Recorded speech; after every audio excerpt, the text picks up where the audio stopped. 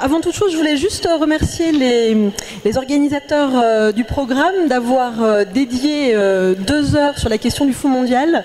C'est vrai que ça n'est pas un luxe et en même temps, c'est trop peu souvent le cas finalement que de consacrer véritablement du temps à la question des financements et à la question du Fonds mondial en particulier.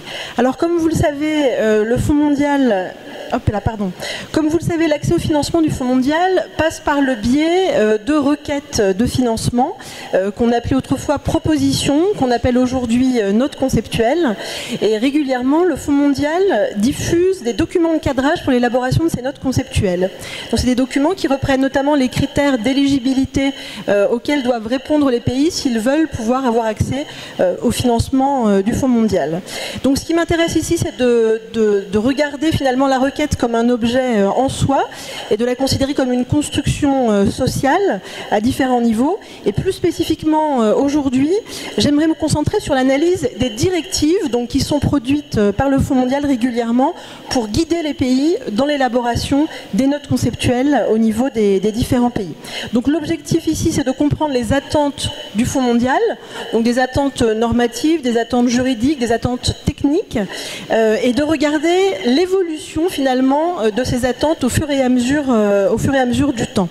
Donc dans quelle mesure ces attentes ont-elles évolué, de quelle façon les acteurs sont-ils contraints ou non de répondre à ces attentes, et dans quelle mesure est-ce que le savoir des experts finalement est un passage obligé ou non des pays s'ils veulent pouvoir avoir accès au financement du Fonds mondial. Donc sur le plan de la méthodologie, en fait, je vais utiliser une étude documentaire tout simplement, en analysant plus spécifiquement donc, les documents de cadrage du Fonds mondial pour le round 7. Donc je vais reprendre les directives du round 7 qui avaient été diffusées sur le site du Fonds mondial à l'époque en mars 2007, et le manuel de référence à l'usage des candidats pour le nouveau modèle de financement, donc diffusé au début de l'année 2014. Donc l'idée ici, c'est de comparer finalement 2 documents normatifs, 2 documents de procédure pour guider les pays à élaborer des notes conceptuelles ou des requêtes pour pouvoir avoir accès au financement du Fonds mondial. Donc je vais m'inspirer d'un article de Vincent Gaillon qui lui a écrit plus spécifiquement sur l'OCDE en fait, et qui s'intéresse justement à la sociologie critique des rapports et des documents tels qu'ils sont produits par les organisations internationales. Donc ce qui va m'intéresser ici finalement, c'est la diffusion des normes par le biais de ces documents, donc de ces directives, et cette voie d'entrée du coup va permettre notamment de s'interroger sur les dynamiques de pouvoir à l'œuvre entre le Fonds mondial et les pays récipiendaires de l'aide et des financements du Fonds mondial. Donc tout cela pour alimenter une réflexion plus large sur la manière dont le Fonds mondial va tisser des liens finalement avec les pays récipiendaires de ces financements. Voilà. Et évidemment, ce qui va nous intéresser ici, c'est surtout l'évolution finalement de ces normes entre 2007 et 2014, date de la mise en œuvre du nouveau modèle de financement qu'on a déjà largement évoqué cet après-midi. Voilà. Et puis bien évidemment, donc c'est un travail qui fait partie de ma thèse en sciences politiques à Paris 1 avec le professeur Olivier Ney. Alors, quelques éléments sur finalement le contexte d'élaboration de ces documents de directives en 2007 et en 2014. Donc chacun d'entre eux a été élaboré à des moments qui sont un petit peu emblématiques finalement. 2007, c'était un petit peu le grand moment du Fonds mondial, entre guillemets, ce que Fred Eboko avait appelé le moment aussi de la massification de l'accès aux antirétroviraux, donc un moment où les financements étaient importants, alors que la mise en place du nouveau modèle de financement, lui, a été élaboré finalement dans un moment de réforme du Fonds mondial suite à la crise financière et à la crise de confiance de 2010 qui a déjà aussi été évoquée tout à l'heure par d'autres personnes. Donc autrement dit, voilà, on a vraiment finalement 2 séries de directives qui sont très emblématiques, l'une comme l'autre finalement, de périodes fortes pour le Fonds mondial. Voilà, donc comme vous le savez par ailleurs, le moment de l'écriture des requêtes, c'est vraiment un moment qui est absolument crucial pour les pays et pour les acteurs de la lutte contre le sida en particulier qui nous intéressent ici, puisque les enjeux sont très importants, notamment dans des contextes dans lesquels le Fonds mondial représente de fait une très grande majorité des financements qui sont alloués à la lutte contre le VIH-Sida ou aux autres pandémies dans ces pays. Voilà, donc autrement dit, un moment stratégique absolument inédit. Voilà. Donc en 2014, l'occurrence, quand le Fonds mondial avait lancé son nouveau modèle de financement, il l'avait fait dans un objectif d'obtenir donc un impact plus marqué contre les 3 maladies, de rendre le financement plus prévisible pour les pays et de simplifier le processus. En tout cas, c'était vraiment la façon dont le nouveau modèle de financement avait été présenté à l'ensemble des pays. Voilà, donc du coup, on va essayer au fur et à mesure de cette présentation de comparer finalement la façon dont les choses se mettaient en place en 2007 et en 2014. Alors, juste un petit point en introduction sur le fait que finalement, pourquoi est-ce que ces directives sont intéressantes? C'est aussi qu'elles sont quelque part porteuses de tout un ensemble de normes qui sont celles qui dominent l'approche du Fonds mondial par rapport à ses partenaires et qui dominent de manière plus générale finalement la pensée actuelle sur le développement.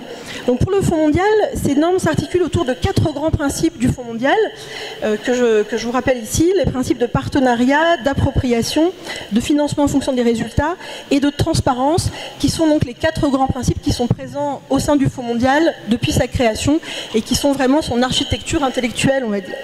Alors le premier de ces 4 principes, c'est la notion de partenariat. Donc cette notion, on l'a déjà évoquée, c'est l'idée que chacun des partenaires doit apporter sa contribution, ses compétences, ses ressources pour définir et réaliser des objectifs communs, donc de manière concrète appliquée à l'exercice de la requête, de l'écriture de la requête au Fonds mondial. C'est l'idée que c'est vraiment le caractère démocratique de la requête qui va lui donner à la fois toute sa légitimité et toute son efficacité, au sens où elle aura été pensée de la manière la plus collégiale possible. Le deuxième grand principe, c'est le principe de l'appropriation. Donc c'est ce principe qui repose sur une idée d'un transfert aux acteurs, donc des pays bénéficiaires de l'aide, de la responsabilité à la fois de la programmation, de la mise en œuvre et de l'évaluation des programmes, des stratégies de développement. Donc de leur côté, les organisations bailleurs, elles sont censées renoncer à toute forme d'intervention discrétionnaire dans les différents pays. Donc en théorie, en tout cas, ces bailleurs doivent s'aligner sur les stratégies nationales qui, elles, doivent être parfaitement mesurées par les États. Donc ce principe est d'autant plus fort pour le Fonds mondial qu'il se présente et se définit avant tout comme un instrument de financement et non comme une organisation normative, justement, qui va prescrire aux uns et aux autres la façon dont ils doivent dépenser l'argent que le Fonds mondial leur confie. Voilà, et donc du coup, pour ce qui concerne les notes conceptuelles en tant que telles, cet exercice, tout ce principe d'appropriation, il réside dans l'idée que finalement, les notes conceptuelles et les requêtes doivent être l'émanation de stratégies purement nationales, définies de manière complètement autonome par les acteurs dans les pays implémentateurs. Le troisième grand principe du Fonds mondial, c'est le financement en fonction des résultats. Donc c'est ce principe qui établit un lien entre le niveau des subventions qui va être accordé à un pays et l'atteinte des résultats prédéterminés au moment de l'écriture justement des notes conceptuelles, dans ce que le Fonds mondial appelle des cadres de performance. Donc concrètement, le moment de l'écriture des requêtes, c'est aussi un moment qui est absolument central finalement pour ce principe, puisque c'est précisément le moment en fait où on va choisir des indicateurs de suivi qui vont permettre ensuite d'évaluer la performance des différentes subventions. Donc autrement dit, c'est vraiment sur ce principe un moment absolument crucial que celui du moment où on va écrire la proposition en tant que telle. Et puis ensuite, le dernier grand principe, c'est le principe de la transparence.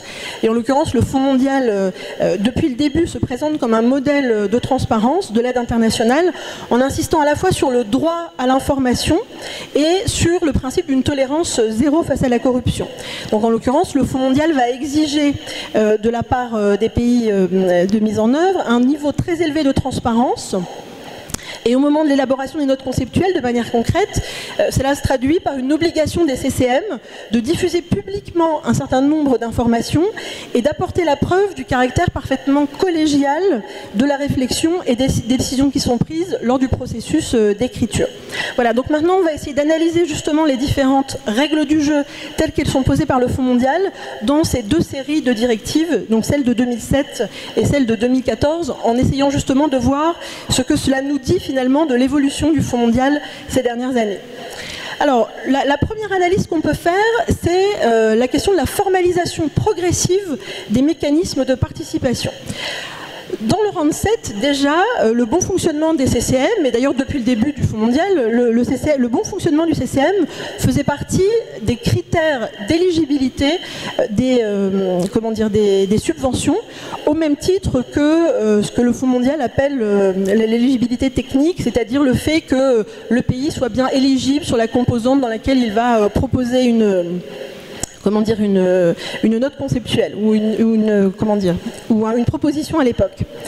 Donc de manière concrète, les directives du RAND7 précisent que ce bon fonctionnement doit être concrètement documenté au sein même de la requête, en fait, et évalué par le secrétariat. Dans le nouveau modèle de financement, on a une évolution de ce mécanisme avec un système beaucoup plus contraignant qui a été mis en place et qui est forcément réalisé en amont du dépôt de la requête, qu'on appelle de manière concrète l'évaluation de la performance et de l'éligibilité des CCM, IPA, dans le petit langage du Fonds mondial que vous maîtrisez tous parfaitement. Et donc du coup, ces IPA sont des conditions sine qua non du dépôt des requêtes. Donc en l'occurrence, il s'agit d'un processus qui est extrêmement formaté et qui fait de manière systématique appel à des experts extérieurs, en fait, qui viennent accompagner le CCM dans cet exercice d'auto-évaluation de son éligibilité et de sa performance. Voilà, donc autrement dit, un processus de plus en plus formaté sur cette question de l'éligibilité des CCM. Une autre évolution intéressante à relever, c'est l'ouverture finalement de l'exigence de participation des membres du CCM. En l'occurrence, donc dans le RAND7, on avait une exigence de participation des personnes affectées par le sida et par les deux autres maladies.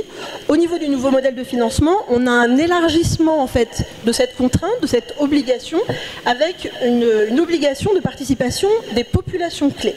Donc, on l'a déjà évoqué dans d'autres présentations, on est typiquement ici face à un système de mobilisation par le haut finalement, puisque c'est une mobilisation obligatoire qui va conditionner l'accès au financement. Donc on a une double injonction.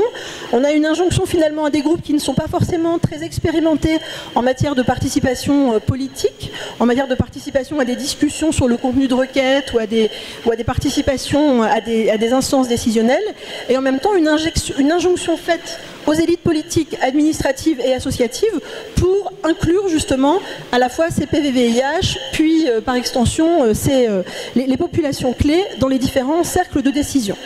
Donc cette formalisation et ce caractère contraignant du principe de partenariat dans les directives est tel qu'il pose finalement un impératif catégorique, c'est-à-dire que réellement, il n'y a pas de choix, c'est-à-dire qu'on est absolument obligé, y compris quand la société civile, par exemple, ou les associations de personnes, de populations clés, par exemple, ne sont pas structurées et organisées, on est obligé, au sein du CCM et au sein du dialogue pays, d'avoir réellement une représentation de ces populations. Voilà, ce qui va évidemment poser la question de l'intérêt et de la limite de cette présence, qui est finalement une présence trop souvent institutionnelle. Enfin, ce qui est intéressant dans cette directive également, c'est la création d'un nouveau concept. En fait, quand on compare les directives de 2007 et les directives de 2014, on a la création de ce nouveau concept de dialogue pays qui n'existait pas jusqu'alors et qui est présenté comme un processus de consultation participatif et continu auquel prennent part tous les acteurs concernés. Donc, comme vous le voyez, c'est un concept qui est relativement flou, mais dont la mise en œuvre est devenue absolument obligatoire pour l'obtention de financement et qui tend à inclure dans la réflexion un nombre extrêmement important d'acteurs. On l'a notamment vu par exemple avec l'exemple de la Côte d'Ivoire qui a été tout à l'heure présenté par Anne. Donc on a un nombre très important d'acteurs dans tous les secteurs jusqu'au niveau décentralisé qui vont participer finalement à la réflexion. Et ce principe de participation très large est intéressant à mettre en parallèle avec le mouvement concomitant finalement de la diminution de nombre d'organisations qui vont être chargées de gérer les financements du Fonds mondial. Donc de fait, on va avoir un nombre de plus en plus important de gens qui vont participer à la réflexion et en parallèle un nombre de moins en moins important finalement de gens qui vont être impliqués dans la concrétisation ou dans la mise en place concrète des actions qui ont été déterminées de manière collégiale. En dehors de ce processus de formalisation de la participation, on peut également voir des éléments qui ressortent de la comparaison entre 2007 et 2014 sur les temporalités de production de la note conceptuelle. Donc la grande différence entre les deux directives, c'est la fin du modèle concurrentiel des RAND, en fait, qui donnait du coup un temps imparti au pays pour rédiger leur note conceptuelle. Donc de fait, d'ailleurs j'ai eu tort d'utiliser le mode concurrentiel, puisqu'en l'occurrence les pays n'étaient pas en concurrence, mais par contre on avait vraiment des délais imposés pour la soumission de la requête. Et en l'occurrence, pour le RAND 7 en particulier, on avait un délai très précis de 4 mois entre le moment où les directives sortent et le moment où les pays doivent rendre leur copie et remettre leur financement. Alors qu'avec le nouveau modèle de financement, on a la possibilité finalement de soumettre à tout moment sur la période d'allocation, et en cas de refus, on peut soumettre à niveau lors de la fenêtre précédente, comme le dit le Fonds mondial, 3 mois plus tard. Donc on a vraiment une différence fondamentale ici entre les deux systèmes. La durée des subventions a changé, comme vous le savez, on est passé de 3 à 5 ans pour le RAND 7 à 3 ans de manière systématique pour le nouveau modèle de financement. Et le principe de financement des gaps, en fait, qui est présent depuis le début de l'initiative du Fonds mondial, existe toujours dans les deux modèles, mais la différence c'est que les exigences du Fonds mondial sont largement accrues sur le plan épidémiologique, notamment dans le nouveau modèle de financement. Donc on est toujours dans cette logique théorique d'un Fonds mondial qui va remplir des lacunes programmatiques non assurées par d'autres bailleurs de fonds. Par contre, on a effectivement une insistance et une obligation finalement des pays à être de plus en plus précis finalement dans la façon dont ils vont décrire ces besoins. Donc le Fonds mondial lui insiste sur la nécessité de fonder les stratégies nationales sur des résultats scientifiques afin de concentrer les financements sur des projets qui vont avoir un impact important en termes de santé publique. Et donc du coup les requêtes doivent davantage qu'hier démontrer leur caractère approprié et surtout leur caractère coût-efficace par rapport à un certain nombre de données chiffrées. Enfin, le système a changé avec une logique de raccourcir les délais finalement entre le moment de la signature de la subvention et l'arrivée des premiers décaissements dans le pays. En fait, de manière générale, souvent, ce laps de temps pouvait durer jusqu'à 2 années. Et donc, de fait, aujourd'hui, on a inversé un petit peu, enfin en tout cas, le nouveau modèle de financement a pour objectif de raccourcir largement cette durée pour la réduire jusqu'à 10 mois. En tout cas, c'est l'objectif que s'est donné le Fonds mondial.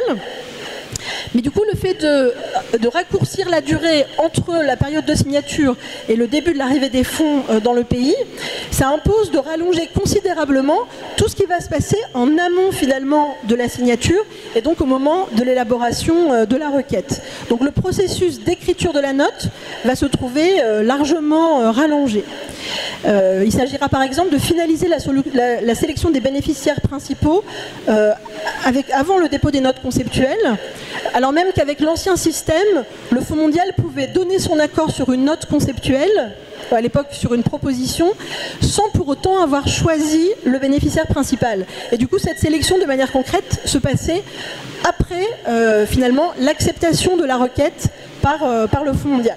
Donc la question fondamentale qui se pose ici, c'est celle du temps passé pour écrire la requête et de l'investissement en temps en fait, que l'écriture de ces requêtes impose.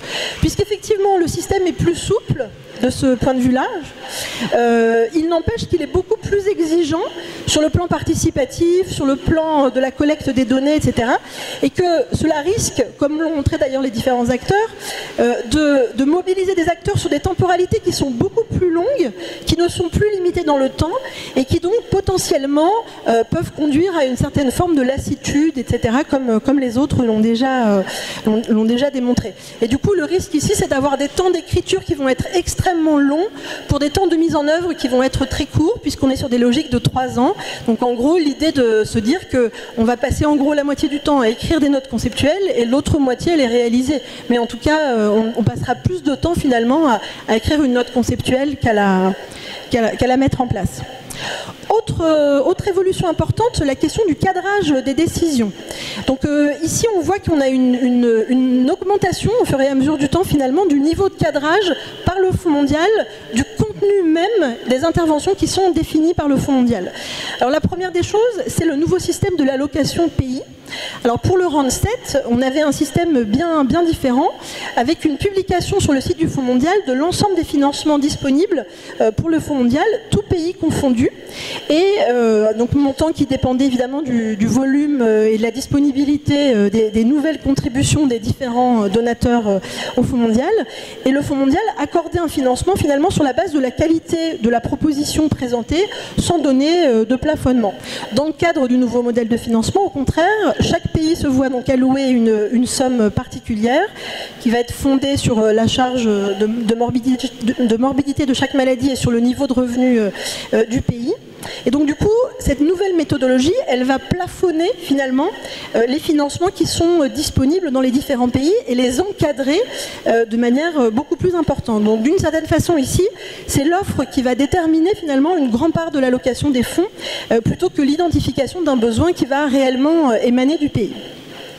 Autre différence importante, c'est le poids des recommandations qui vont être faites aux pays pour écrire leur note conceptuelle.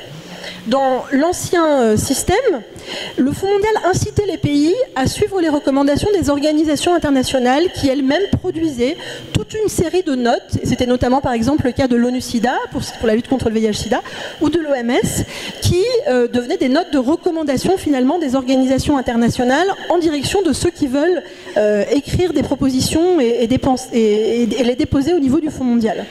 Aujourd'hui, le Fonds mondial devient lui-même directement prescripteur finalement et produit par lui-même des recommandations sur toute une série de thématiques. On a aujourd'hui des notes du Fonds mondial sur le genre et les jeunes filles, sur les droits humains, sur les populations clés, sur le renforcement des systèmes communautaires, sur le renforcement des systèmes de santé ou encore sur la santé mère-enfant. Donc de fait, le Fonds mondial a changé de positionnement. Il était dans un premier temps dans une logique justement de non-prescription et était même très attentif sur ce point. Il est aujourd'hui clairement dans une logique de prescription et produit par lui-même des directives sur ce qu'il convient de faire finalement avec l'argent qu'il donne aux différents pays.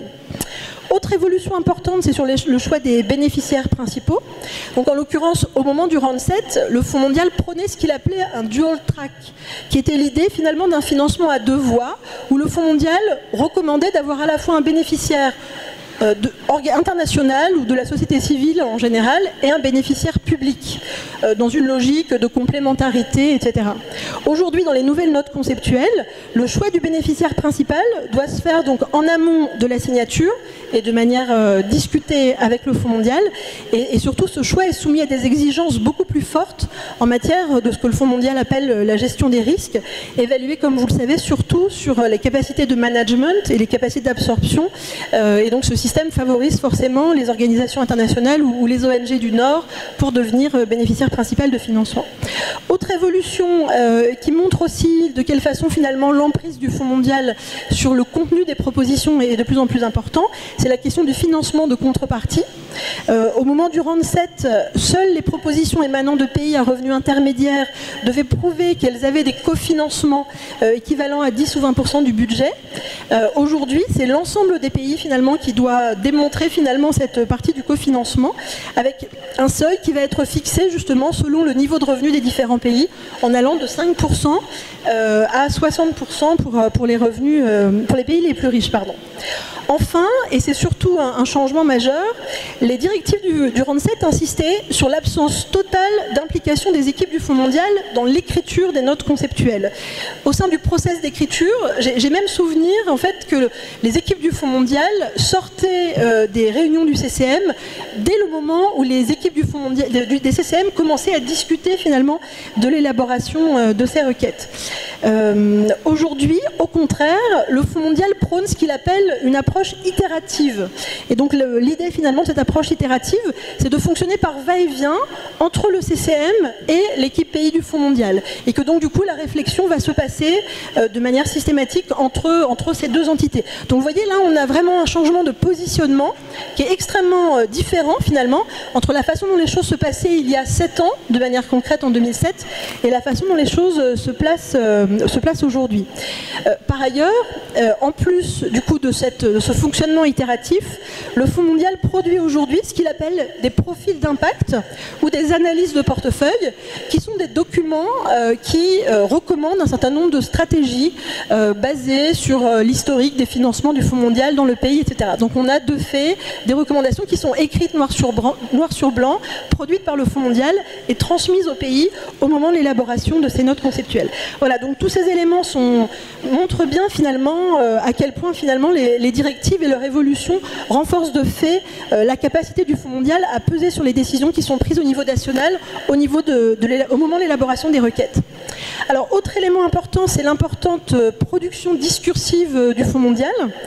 Donc, bon, c'est vrai que le Fonds mondial se caractérise par une très forte capacité à créer de nouveaux concepts, de nouveaux mots, etc. Et d'ailleurs, je me faisais la réflexion en nous entendant tous, je me disais, quelqu'un qui rentrerait dans cette salle se dirait, mais de quoi parlent-ils? Ils sont fous, on ne comprend rien à ce qu'ils disent. Bon, j'ose imaginer, j'ose espérer que vous tous, vous avez compris tout ce dont mes collègues et moi on a parlé, mais c'est vrai que c'est parfois quand même assez compliqué d'utiliser ce genre de vocabulaire.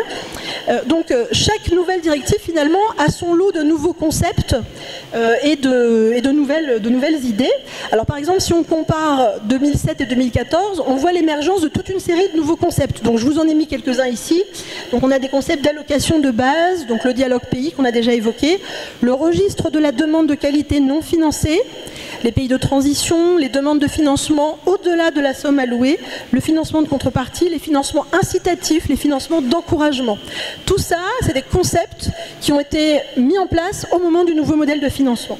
Alors ces jours-ci vont sortir les nouvelles directives pour la nouvelle période d'allocation 2017-2019 et vous allez le voir, ces nouvelles directives sont riches à nouveau de toute une série de nouveaux concepts. Donc du coup, je suis ravie de vous délivrer en avant-première les nouveaux concepts des nouvelles directives et vous allez voir que ça n'est pas simple. Donc on va avoir dans ces nouvelles directives qui vont sortir très bientôt des nouveaux concepts, notamment le concept de la procédure de candidature différenciée, le concept de continuum de financement, le concept de contexte d'intervention difficile, qui existait déjà mais qui n'était pas nommé de la même façon, le concept d'investissement à effet catalyseur, le concept de demande de financement hiérarchisé au-delà de la somme allouée. Voilà. Donc, effectivement, le Fonds mondial continue à être un mécanisme marqué par la transparence, mais c'est vrai que cette transparence, finalement, elle doit être largement relativisée, finalement, en raison du caractère très technique des documents qui sont produits et qui peuvent être produits au niveau du pays, et donc de l'information disponible. Donc, cette technicisation croissante, finalement, des procédures, elle donne de fait une place extrêmement importante à ceux qui maîtrisent la complexité du Fonds mondial et qui concrètement parlent la langue du Fonds mondial. Et en l'occurrence, ce sont les experts qui jouent un rôle de plus en plus important tout au long de ces processus. Alors, vous avez ici le cycle de financement du nouveau modèle de financement qui a tout à l'heure été présenté par Fred. De fait, les experts sont appelés à intervenir sur l'ensemble en fait, de ces différentes étapes. Donc je ne les détaille pas ici, mais sous chacune de ces différentes étapes, vous avez en bas, je ne sais pas si les diapos seront disponibles, l'ensemble en fait, des éléments sur lesquels les experts peuvent intervenir.